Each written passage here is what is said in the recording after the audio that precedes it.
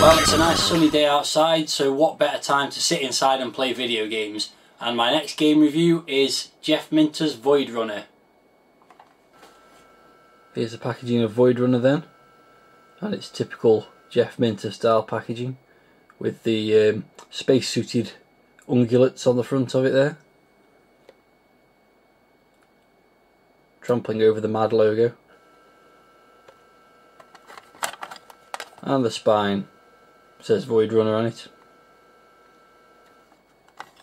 And on the back cover we've got some screenshots and quite a funny description of the game.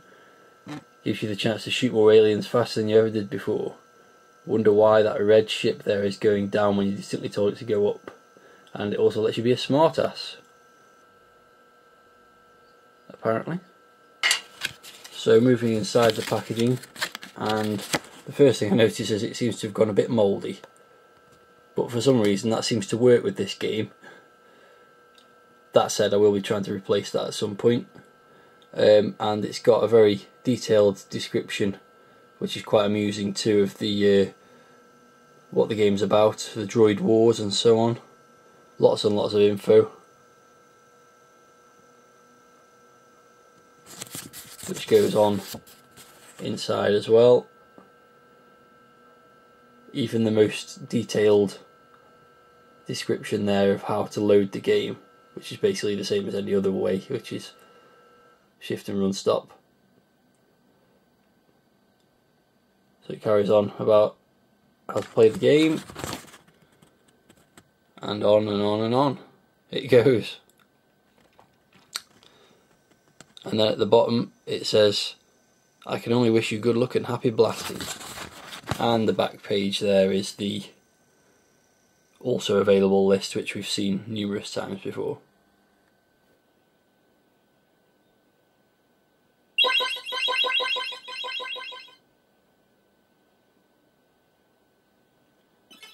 So here's a title screen, and it's your usual psychedelic stuff from Jeff Minter.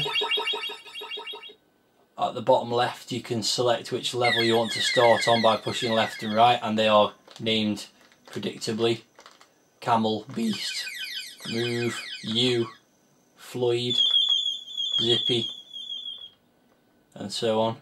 Hairy, Gnu, Yak. So Yak's the easiest level, so we'll start there. So you get lots of psychedelic text and crazy noises going on.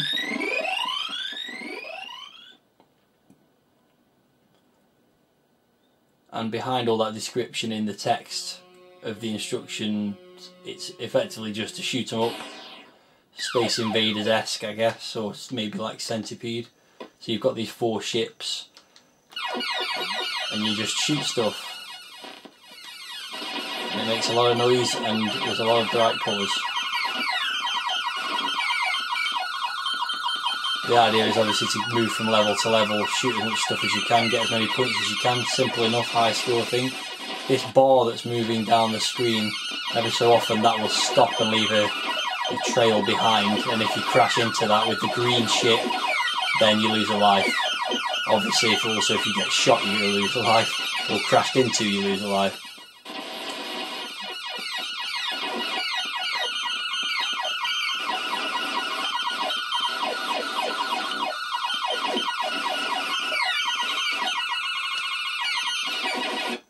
It's certainly not too challenging in the early levels. You have to watch out for these red ones at the top. They do fire a beam down, which can kill you quite easily. Oh, I don't know what happened then, something crashed into me. I didn't even notice. There's lots going on the screen. The graphics are like most Minter games of this style.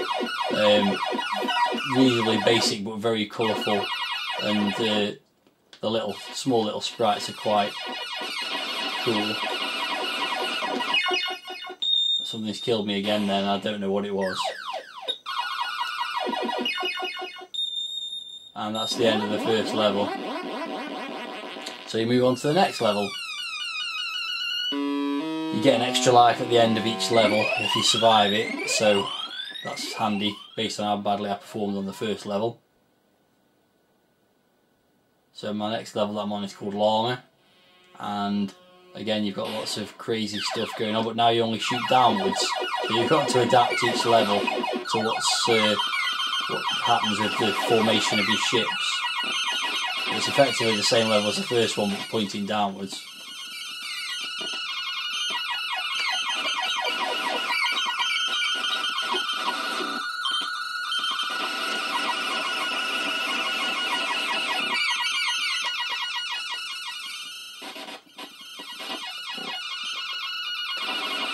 You might have just noticed then the zapper thing that's coming down the screen is now leaving something behind every now and then, so I've got to be wary of that. Oh, and I thought, what did I do? I went and crashed into it and lost another life. Typical.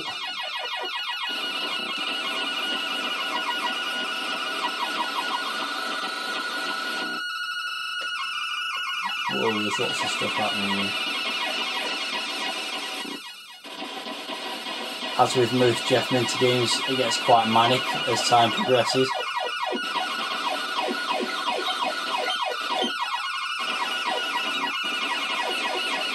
I'm probably quite close to the end of this one now. Obviously these purple things are moving rather like centipede. Ooh, come on.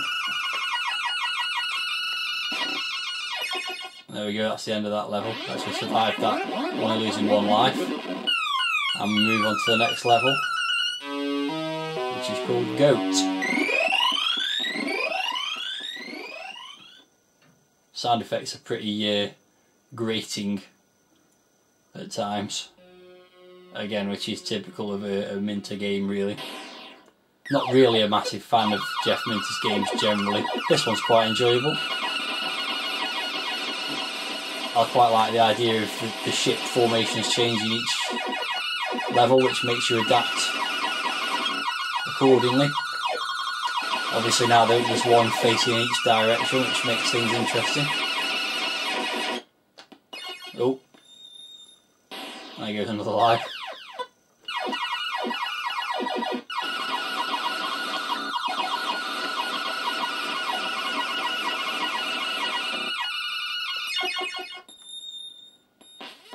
Not sure what happened there. Might have got zapped by the line. Oh no, I've completed the level. There you go. I thought I crashed then. So this level's called Sheep, and what happens with the ship on this one? Who knows?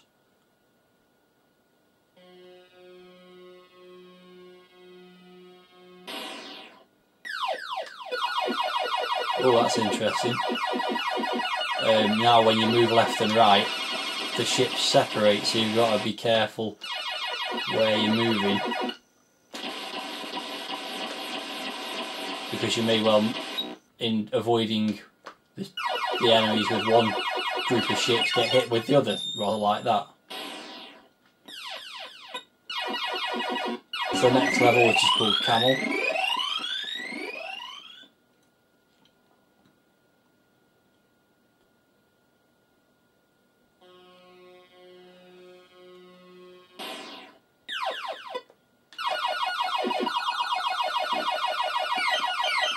And now I'm shooting diagonals.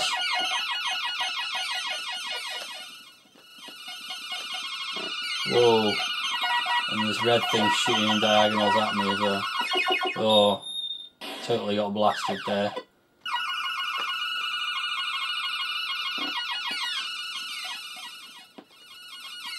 There's little camels coming down the screen now, I've just noticed. As would befit a level called Camel. This one's quite hard.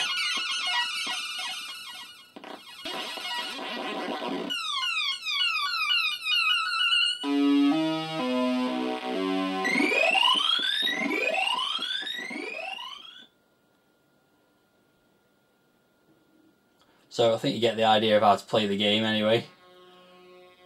got a couple of lives left, but I'll just summarise by saying this was a $2.99 game for Mad. Not sure. I think it's probably worth the money. It's oops. Well, it seems that the disc ran out on my recording of Voidrunner before the end of my review. So here's a little postscript just to finish off what I was saying, which was basically just about worth $2.99. Definitely would have been worth $1.99. $2.99, just about. I think it's worth it.